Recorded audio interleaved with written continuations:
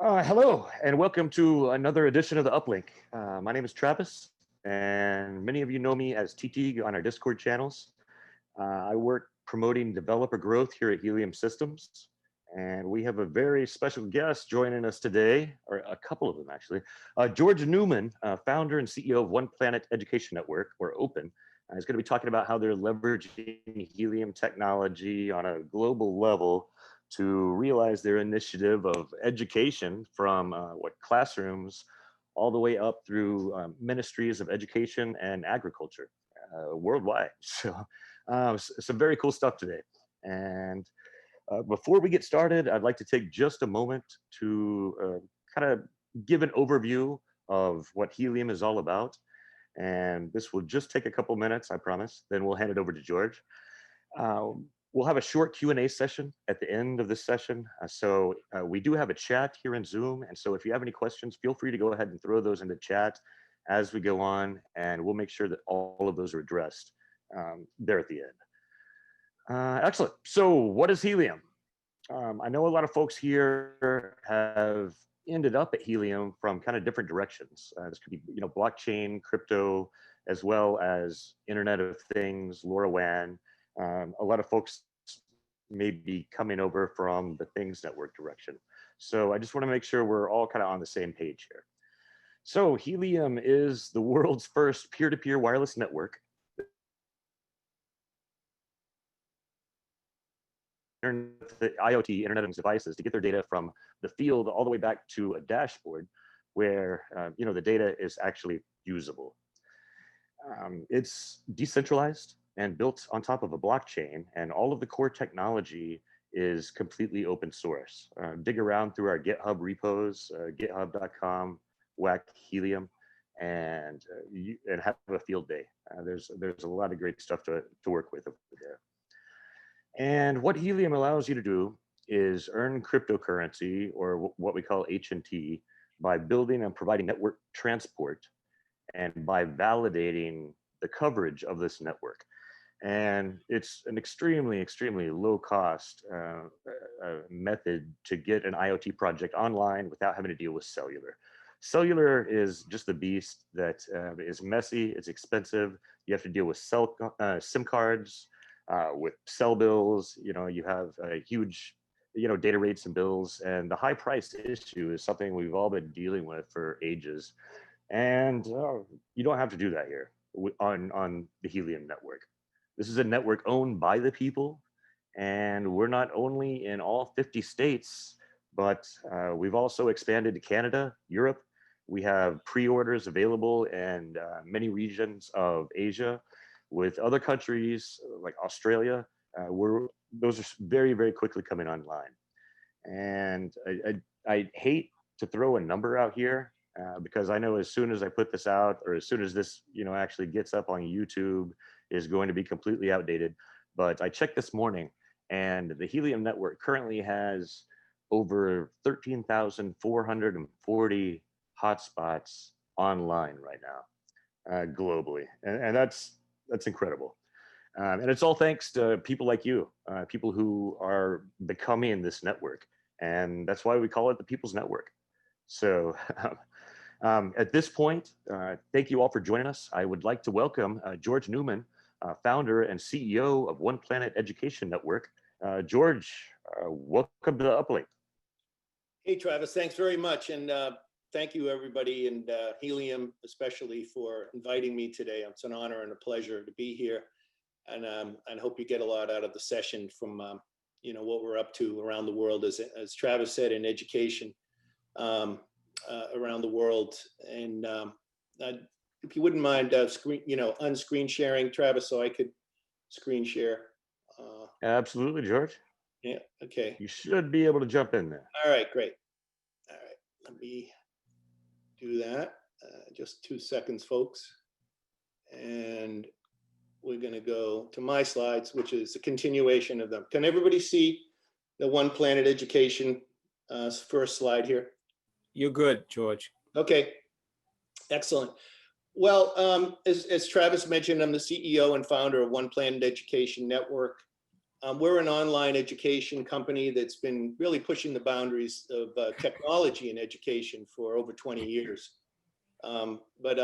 Before I get going on a little bit of background, more in context on me, I'd like to just line up and give a framework for today's talk.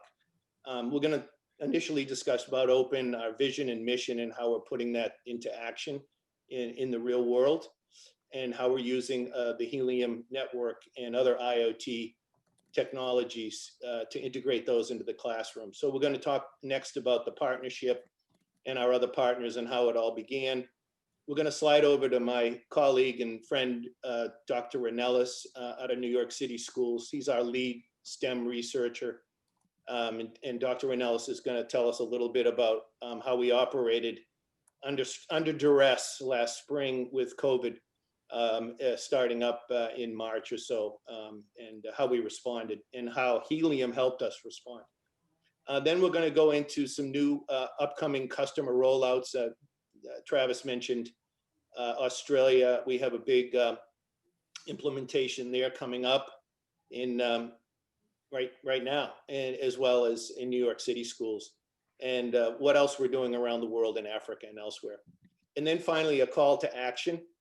We're going to, just throw it out there, what, how you might participate or how you might get involved if you wish to. So a little bit about background on me and how I wound my way here. I think it's somewhat relevant. My background, I didn't begin in education. I ended up there, not in a circuitous route, in a fairly straight line. I was in telecommunications, network technologies. After college, I was involved in 2 antitrust cases dating myself back to the 70s of US versus IBM. I was on the IBM side on that case, which was dropped in the Reagan era, and then got involved in a sleepy little division called telecommunication in Massachusetts Department of Public Utilities with the breakup of the phone company. So I was on the US side that time. And so in 84, 83, I was certified actually the first cellular carriers in Massachusetts. So, that's the start of that rocket ship that we got on. By the end of the 80s, I was honored to be invited by MIT to serve on a committee that consulted to the US government on how do we commercialize the internet. And of course, that was a bit of an eye opener and led me to the belief that the best use for the internet could be for education. And in the late 90s, started open on that path. And later on, not too much later, maybe 10 years later, I ran into Dr. Annelise in New York City schools.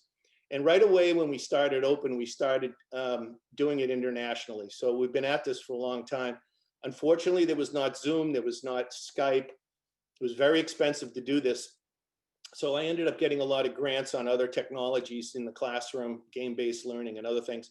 So we really, spanned the technology, spectrum, and always tested it in the classroom. We researched it with the US Department of Education grants, NASA, National Science Foundation. But now it's Skype, it's Zoom, and we're back at where we began with this. And it's kind of funny. You mentioned the People's Network, of course, and we are part of that. And the fact that I never wanted to be an ISP out in the greater world in the beginning of the internet, but I find myself now as part of the People's Network, spreading this all around the planet, we hope. So with that, I just want to start, I'll move my slides along here on, what we're focusing on in open. Let me go back one, actually. We're trying to level the playing field in education around the world. And that involves connectivity, that involves IoT, of course, and it's getting these strategic technologies to every kid, every school in the world. It's a big mountain to climb, but we're chipping away at it. And to give these kids equal opportunity for obtaining the kind of skills they need to, and the end goal is jobs for these kids, rewarding careers. And also to give them ongoing opportunities to help their community, which is we're really community-focused education. And also to think and act multi-generationally, because when we talk about some of the challenges that we're having the kids tackle, that the world needs to tackle, it's multi-generational stuff. It's not just going to be kind of completed within one generation or two generations, maybe even, but we have to get everybody starting to think that way.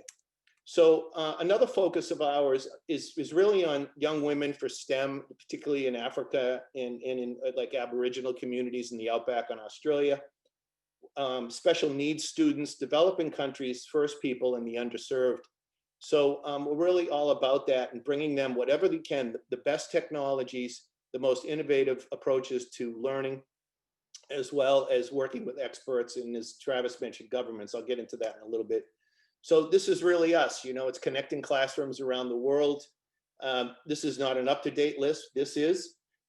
We have all these countries on the left side are our current countries, which is an eclectic mix. And there's going to be a more eclectic mix if we get some of these other countries. And we have just done a project with China, Japan, and Thailand recently on a whole nother area, not in IoT. It was in music and culture, because we feel we need to teach about these other cultures as much as we need to learn from one another on technology. But this is what we're really focusing on. And so what we're talking about with the community is project-based learning programs that extend for maybe years, new curricula, new topics, but really on what makes a community tick. Our focus under sustainable community development, and there's a ton of stuff. There's water, there's waste, environmental remediation, climate change adaptation. But we're focusing first on food security, sustainable agriculture, and community emergency services. And that includes public health and COVID. So we're coming up with courses on infectious diseases and pandemics. But we're also, we have a very interesting use case in a volcano, a very active volcano in the Congo, which we're going to be using. We already are setting up sensor networks there, or the beginning of those. So I want to talk a little bit more about that. But we're really sticking with those two: community emergency services and sustainable agriculture. Oh, sorry, I didn't mean to go forward. And then what I want to also just, you know, in looking at this, pulling back the lens for the kids and how we embed the learning into the community. What makes a well-functioning community in the 21st century? How can we make all our communities more sustainable? How do we lessen pollution or adapt to climate change, or even mitigate it at a local level? And how can we make our communities safer for the next pandemic or other threats like a looming volcano? And so in our model for education, it's how can the K-12 level classrooms, primary to secondary, really connect to their community and take on these challenges. So what we've done is we've combined students with experts in the field in agriculture and in emergencies, volcano observatories in the Congo, and really brought them together on a regular basis. And it's real citizen science research. These kids are actually doing science studies, but it's guided by experts. And so that's kind of thrilling for the kids, for the scientists, and our experts.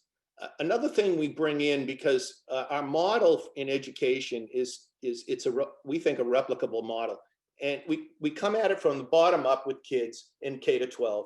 But we really, when we're in these countries working on these important things like food security, we have to deal with the relevant ministries in the country, particularly if we want to expand like we wish to.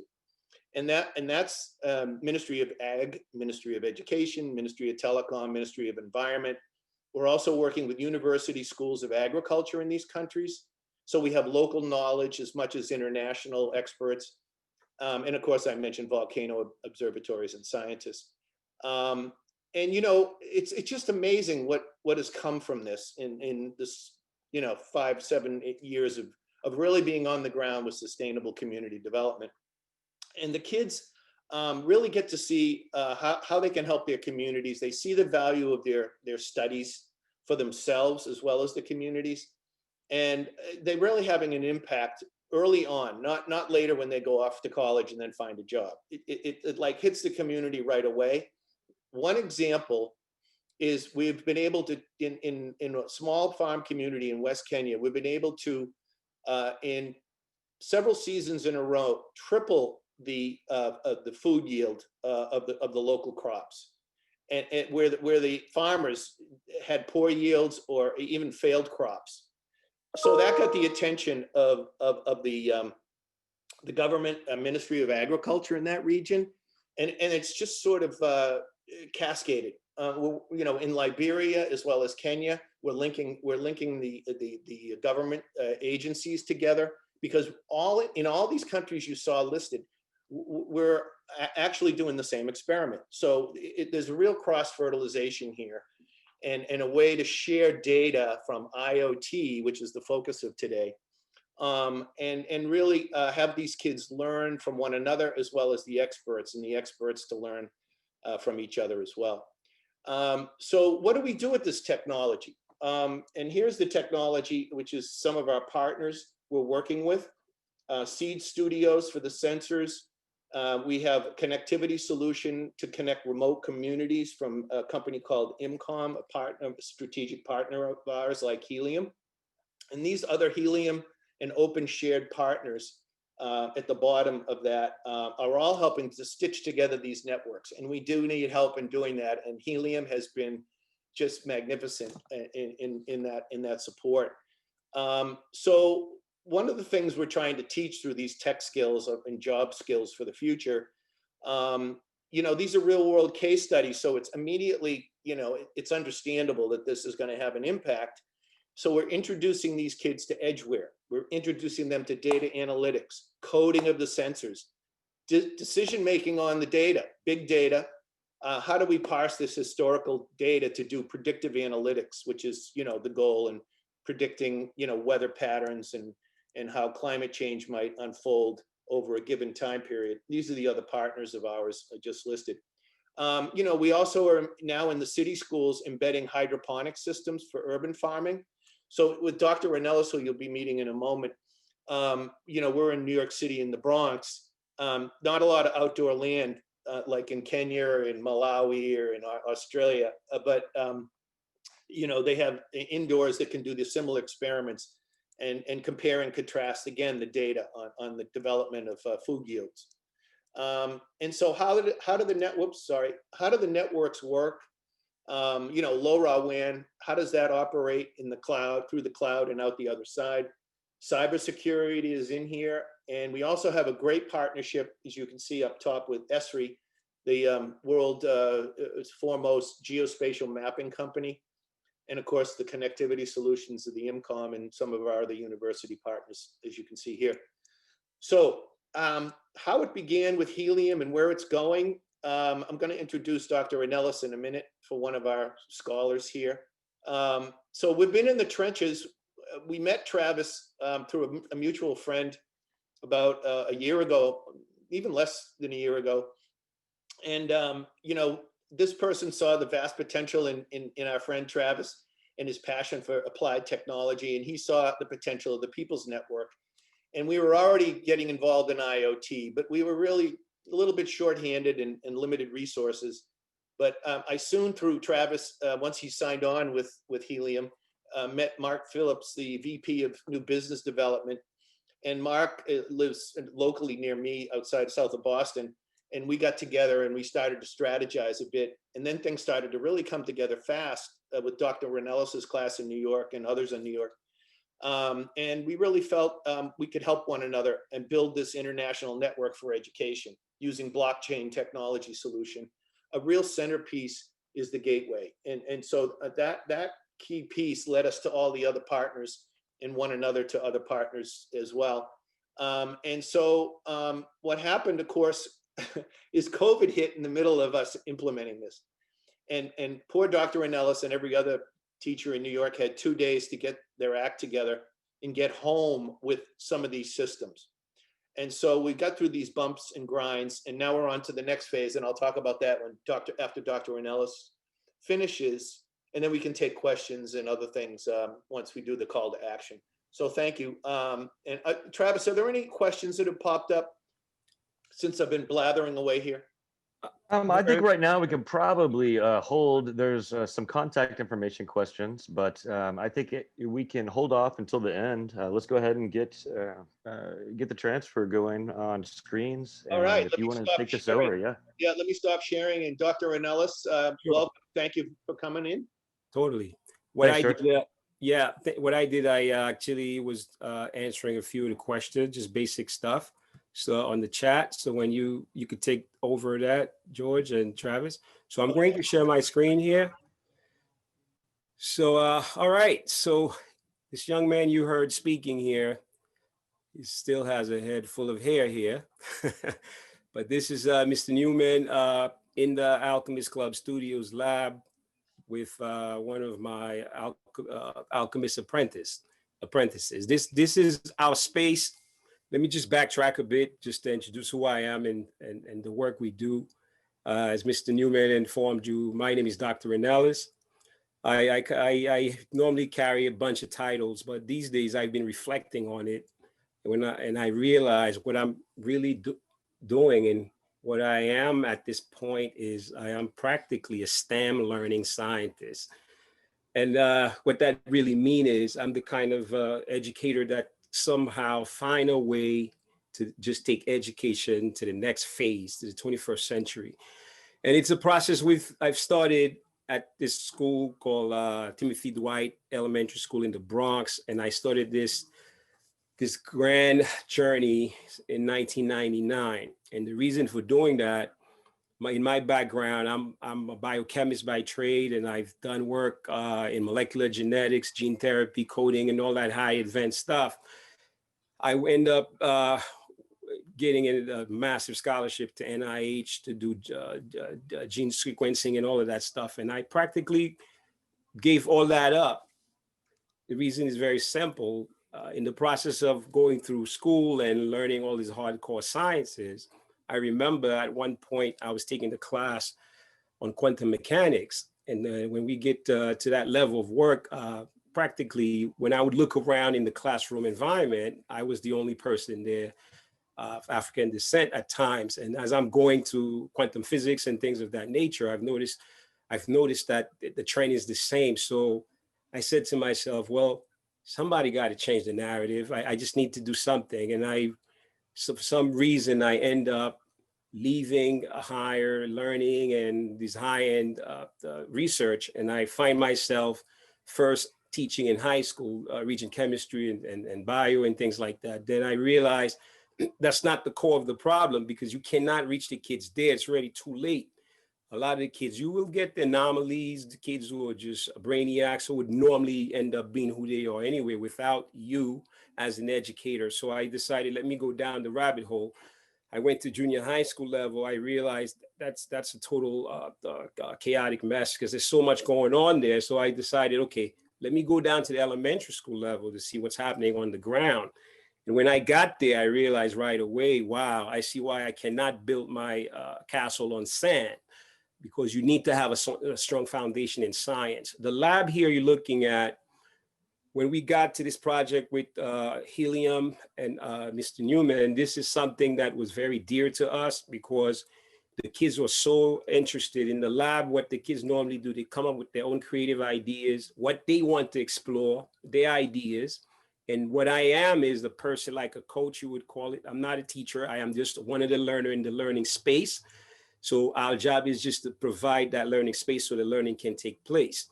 And one of the kids actually started to ask questions based on the project he was researching on YouTube. What is IoT? What is the Internet of Things? I said, this is a brilliant idea. We started this project with Helium. And before that, we had started some massive work with this entity called MCON, which we will talk a little bit about too. So here, let me just go through what's happening here. Mr. Newman came down. We were setting up an experiment, an indoor experiment. And well, the group in Africa was actually doing the outdoor setting to test some ideas to look at the optimum condition for plant growth using a sensor-based network that would be able to capture dynamic data so that we can do all of those things that related to pedagogical issues in education, meaning can we get the kids to develop these computing skills, these higher order processing and thinking skills, and to design the learning environment in such a way for that to happen. So here, you'll see my little alchemist is there. These guys are just top brass. They are just setting up the experiment in the lab. This is the Alchemist Club Studios lab in the Bronx. So I'm gonna move here so you can see this picture showcased what you see. It's me here holding some the Helium network system and sensor system Mr. Travis, Mr. T had built for us, George, and the whole crew's there. This is when we actually set up the 3 experiments. We have a control. February of 2020, just prior to COVID. All right, you're right. That's correct. So just prior to COVID, you're going to see where COVID kick into this, and we had to take the project elsewhere. So here again, this is the kids actually doing the actual measurement, because we had to make sure we dig the hole at certain dimensions so that we can put the seeds in there for the experiment we were designing. So here again, you can see that's happening. George over there documenting the moment. All right, here's a shot that actually showcased. If you look here closely, you'll see the seed sensor it's actually in here. This one practically monitored soil moisture and temperature. And in this encasement, which is weatherproof, this is the ingenious work of Mr. T, Travis. This guy's, he needs no introduction. And here we have an analog system that actually measure a lot of the metrics, plus others, light sensitivity, things of that nature. So we had everything set up and ready to go. And the kids were so happy to actually get this thing going. So we were starting to collect the data and all of that stuff, right? Great empirical data, real experimental data. Then what happened here, boom, COVID-19 hit us really hard. So here, what you're looking at, it's the plants practically became homeless at this point. This is outside of the school. I end up having to take everything from the lab, the whole setting, the plants, the sensors, and everything else. And here is me loading everything, poor plants, in the back of my car, and I had to grab a printer. I was just trying to grab what I can grab because they gave me 3 hours in the lab to get what I need. In the process of going through this madness, I end up leaving the hotspot, the Helium hotspot, and I had to give George a call. Say, oh man, I left the hotspot. I left the most important piece of equipment because where in my area, we were looking for signals, but that was at the time, I couldn't find any. So that was an issue. So here moving forward, we've rescued Operation Complete in a sense. You're looking at the setting that was in the school where I actually I set it up at my home here. You see, I'm a Friends of Science. I have my Isaac Newton book here on alchemy. We are the Alchemist Club, and it's interesting. If you look, I have a book here. I would advise you all to grab this one. It's called The Last Sorcerer. Very powerful book on the life of Isaac Newton and alchemy and chemistry and the whole thing. So then here again, you'll see the setup at home. This is my home setting, okay? Then what I have here, the last setting here, and I have something else I want to show, the sensor system. Actually, we got set up via Helium through the Helium and into the network cloud, and then we got it running, and we capturing the data via Google Sheets, and we're using it right now for all the kids in New York City Board of Education to have access to the data feed. So this is me here at times when we don't have natural light strong enough. We have this nice light setup, so the plants, as you know, they need that solar energy, that radiation, right? So that's what that is, and that's what's happened. That's how I was able to transfer the plant from what the kids were actually doing in the lab, rescue them, bring them to my house. But that we didn't miss a beat because of the power of the internet. All the kids, by that time, we're all connected via Google Classroom, and I was able to port everything over, and then we continue the project from there. Once we got everything running up in the cloud, this system here, we set this one up. We practically call this one Instrumenting the Earth Next Generation Sensor Network. So the setup was running, and then we were able to capture this data feed, and then just kind of create this these two basic infographics to showcase the possibilities. And again, one thing that's interesting with this project is, for example, once you set up a system like that, the data feed is a dynamic data feed. You can give access to this to anyone, anywhere on this planet. And that's the power of this thing. So we were able to get this done, to set it up, to get the data going. And in the process of doing that, now all the kids, they have access to it. And then we can run all the data analytics, things of that nature, and design curriculum units around it. So that, one last thing I want to share a case as an educator.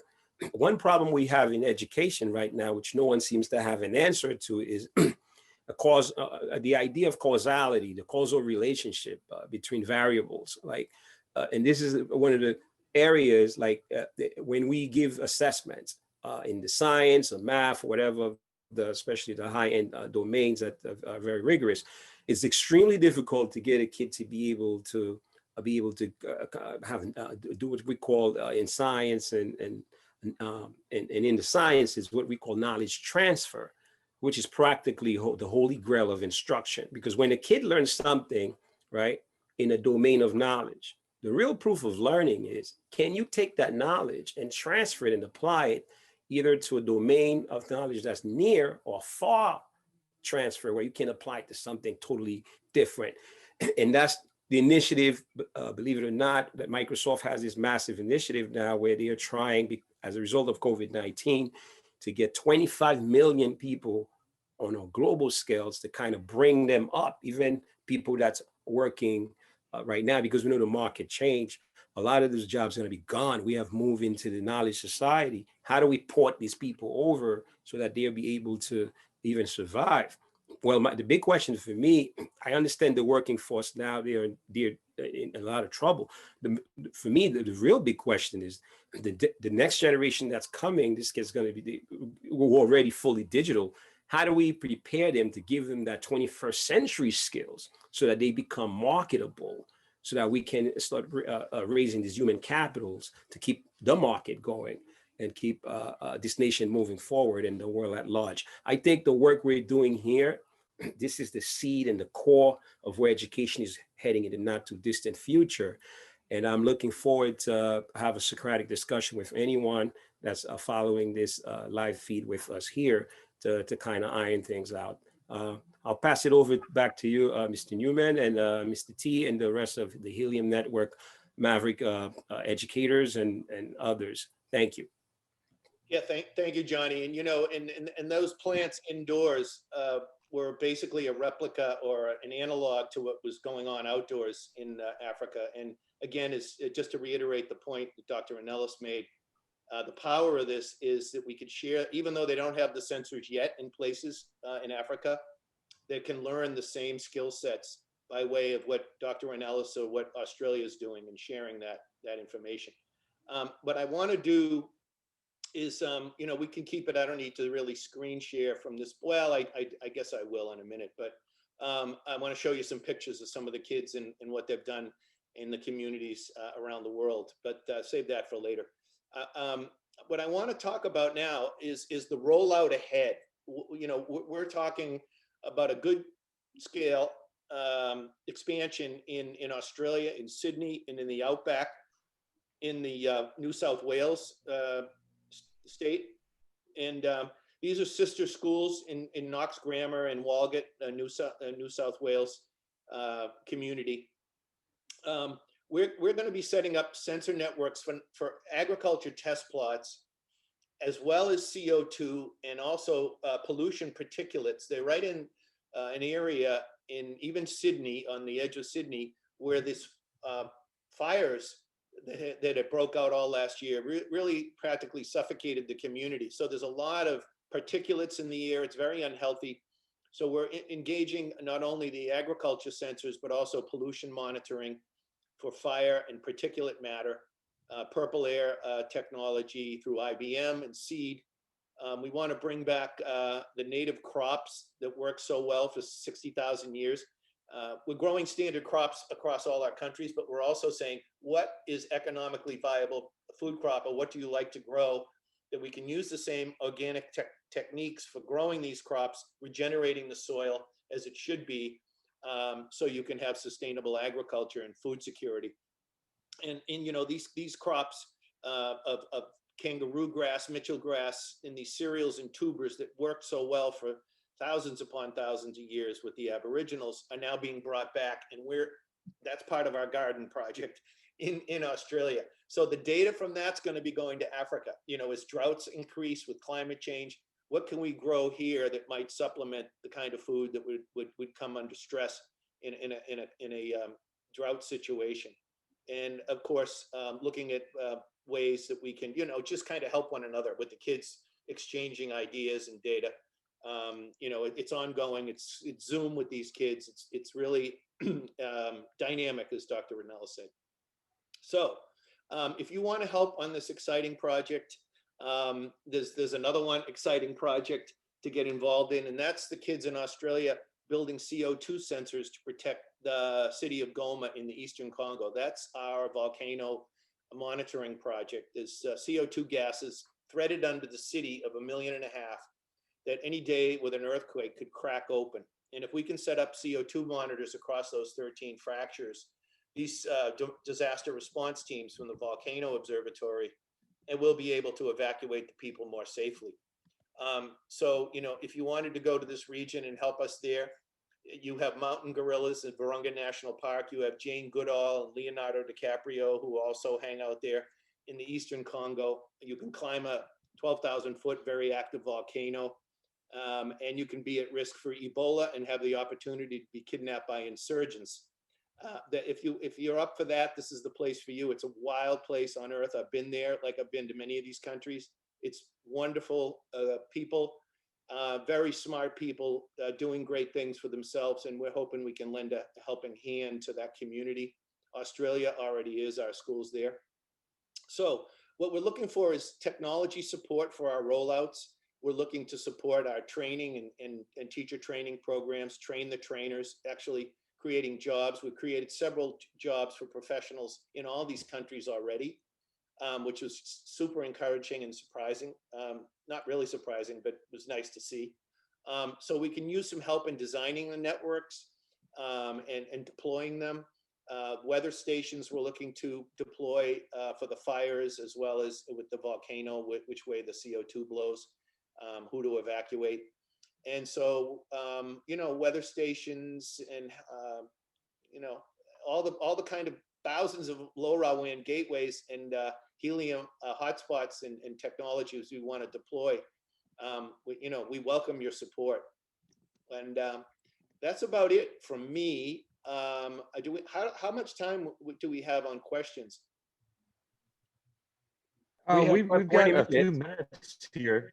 Yeah. Yeah, we've got a few minutes here, and there's a few questions about contact as far as how they can get a hold of you. I think we have a slide coming up here shortly where you can get contact information.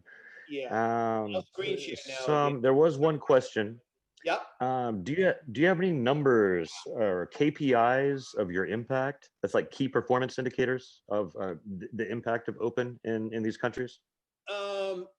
Other than the feedback and reports we're getting from the government agencies that are working with us, we just got one in today from Kenya on the next round of the season, you know, that we're doing of the experiment. And, you know, the ministries are the ones that really are evaluating us at this point. We haven't done any real scientific assessments. We're hoping to expand in a big way in the Congo, a big way in West Kenya and Liberia, Malawi and Nigeria on the heels of that, those main countries that we want to support, where we've been for a while.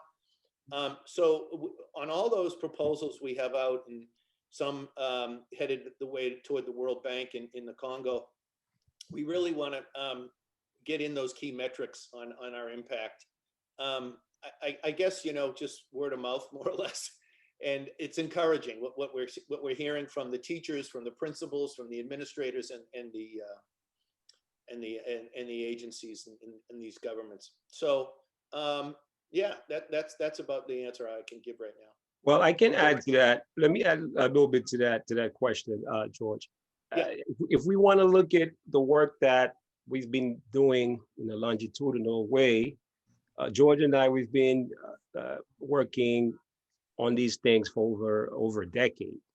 Okay, actually, I got a doctoral degree out of the work that we've done in the Alchemist Club studios. At the time, our focus was on building virtual learning environments, which is a game learning system where the kids would actually be, instead of them learning the curriculum in the traditional way, we embedded that in a game-based environment. And then what we did in my case, with the doctoral study, was to compare, to do a full study to compare, looking at the traditional way of teaching the content in relation, in comparison to the kids actually immersing into it.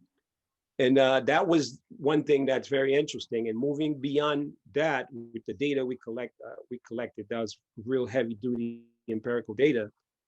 For me, to answer that question another way, I've over a decade, where I've had learners who passed through the lab, and right now we have guys at MIT, right now, who passed through our hands, doing doctoral degree in mathematical physics and things of that nature. And we have others just go to very high-end places, universities, things of that nature. So if we want to look at our work from that lens, we've had a strong impact on the ground. The work with Helium and these other entities, now that we're moving toward this whole IoT thing, it's just a continuum. And that sorts of data, we are in the process of collecting it. If it wasn't for COVID, honestly, we would have a solid data, because this kid here you're looking at, this is how we would capture the data. This is actual real data. They come to the lab, we have the data logs where they would actually do the actual measurements. And then we can then do all kinds of, run all kinds of analysis with that. And then one way we kind of look into that, in my case, would be to compare the kids who are in the lab when we have, like, for example, the math assessment and the science assessments they have to take for the state, and pull that a small group of kids and then run a comparison to how the school do as a whole. And I've done that before, and then the data look very promising. So I hope that answer this question. Go wind the clock back. It's been a long run for Dr. Annelise and myself for about 15 years now. Yeah, running, and we've crossed over into different domains in technology integration in the classroom. And we were rigorously tested by the U.S. Department of Education, NASA, and the National Science Foundation on our grants in researching, in Johnny's, Dr. Annelise's case, the game-based learning was a big focus of our research, and the government was very happy with the results. Game-based learning really worked. Right. We validated it. We were the first in doing multiplayer gaming in the classroom. Johnny's been on the vanguard for a long time. That's Dr. Annelise's first name. Sorry, Dr. Annelise. No problem, no problem. But the thing is, this is a new area for us, and yet, I really think because of as Dr. Annelise mentioned, the transferal of the knowledge from one experiment to another, the exchanges of data. Someone could do a study on us, I suppose, and we're going to do our own self-assessment, and government will assess us if these projects scale. So I think we can deal with that well enough. The government was really happy with the results. The only problem was we had an old technology we couldn't commercialize. It was so dead in the water, and they didn't have the funding to give us the new technology we needed. So we went on, we moved on, and we just keep going. So here we are. IoT is us. Totally. And Helium and we are together in the battle, in the classroom front lines with Dr. Annelise. I do want to show a couple of pictures, and we'll take some more questions of our students. Let me answer one question here. There's a question about the age range. Sure. Practically, we're looking at kids 8 to 88 here.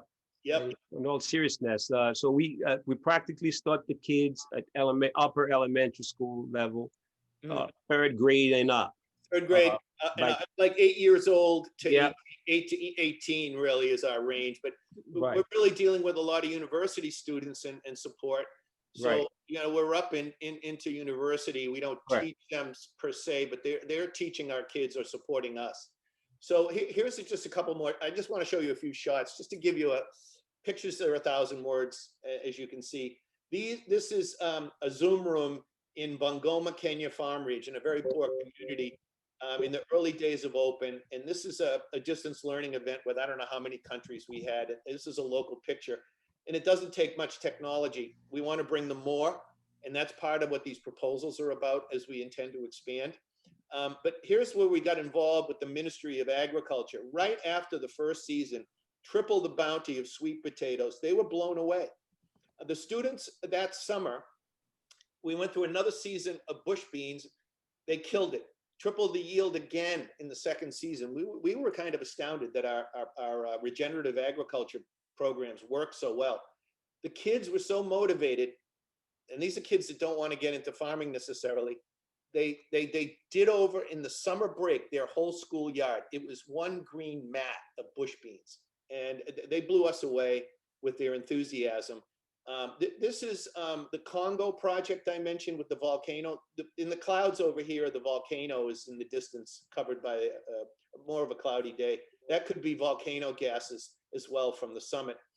This is Prosper. He's our guy, a volcano technician and a volcanologist, talking to the students there. And the students built a prototype guided by one of our technology people and the volcano observatory. This is a prototype CO2 sensor that these kids built.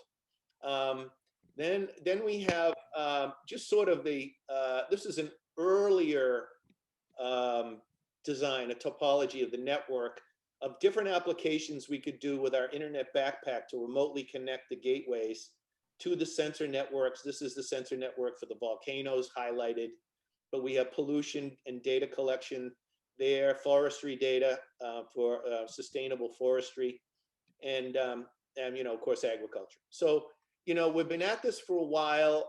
We want to grow it and expand it. And anybody who wants to jump in with a school or a group of schools or to support us on the back end, we certainly welcome that. So any other questions in the field?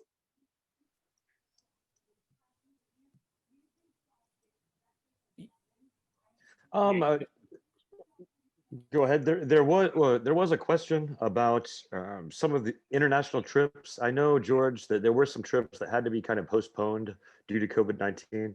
Yeah, that was one. I was supposed to go to Kenya in February, and I'm sort of glad I didn't. It was delayed, and then suddenly I was in Dr. Annelise's class, as you saw me there instead, leading to, of course, the evacuation or heading out from the homeschooling setup that we had to do. So that was one trip that was canceled. Another big project in Liberia was canceled, which is a bummer. But the resiliency of the schools, the kids, you still got to grow food, and you got to grow it better, and you got to, get healthy food to these kids, and ensure food security. That's why this is a critical application for learning. That's why we're focusing on, how do we help the community through our education in using this wonderful technology with good use. So we'll have more once COVID slips away, hopefully faster than longer. We'll be on the road again. George, there was a question there. I think it was it deals with a language barrier because of Spanish, because somebody wanted to they would like to take this project to Latin America. As far as that's not an issue, a problem, because some of the countries we work with in Africa, they are French-speaking countries or other languages, and also in Haiti they are French-speaking, Creole-speaking people. So we weren't all able to conduct the activities there, to enact these learning activities. So the language is not an issue. And there's another question. Someone asked, why don't you get in touch with Greta Thunberg? Why don't you get Greta Thunberg to be connected to this project? If you can network us, that would be an excellent thing to do. I really appreciate the connection. Yeah, no, we're open for other partnerships. We've survived through the years on partnerships. We're a small company. We're doing innovative things, but we can use a helping hand in different ways. So yeah, please send people our way that might be interested in what we're up to. On the Spanish speaking one, I just got an intern from Argentina, and we're going to be doing, and I was thinking about this the other day, how we need to be a little more multilingual even in the website and other things. We're going to be doing YouTube update videos by this young woman who speaks fluent English and Spanish, of course, out of Buenos Aires. And I'm going to have her do a Spanish segment and then an English segment. And we'll have some translators. If we want to come into Latin America, we're planning to go to Guyana and Argentina in an expanded way, and other countries, Colombia possibly. Then we're gonna have to translate all our materials, and that's doable, not a problem. George, I threw your email in the chat because people want to get in touch with us. So I just threw your email there. So, feel free to throw anything you want in the chat. Let me see if sure. There's a And question. George, can you also pull up your contact information slide? Oh yeah. We're Right. kind of nearing the end here, and a lot of people are asking me privately how to contact you. So excellent. There you go. Perfect. Yeah. And this recording will be made available as well as the slides, right? Yes, this will go up on the Helium YouTube channel, and we'll link it to Discord and let everyone know, how to hit this and hit the replay on it. So if you have any questions with George, you should be able to contact him there. Yeah. And at the oneplaneteducation.com site, we'll have extensive information about a lot of the projects that George has discussed with us here today. If you want to get more info, if you want to contact him, if you want to ask him about a particular country and why he hasn't rolled out there yet. So yeah, right. And no, we want to be everywhere. I mean, it's come one, come all. Awesome.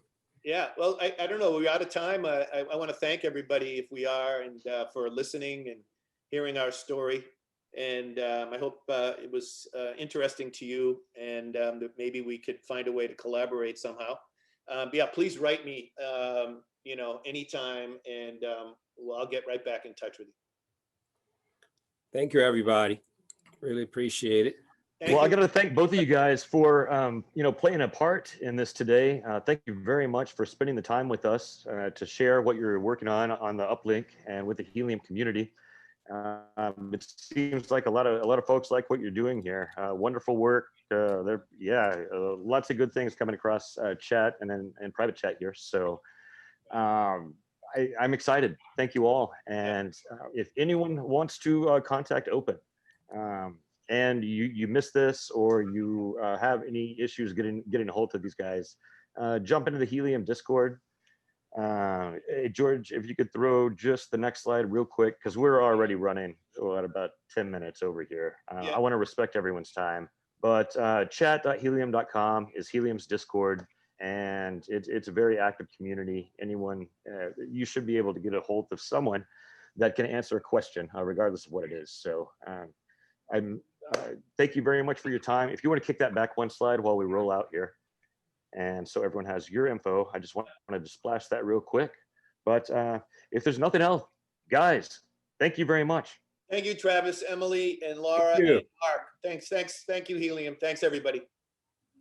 Awesome. Bye, guys.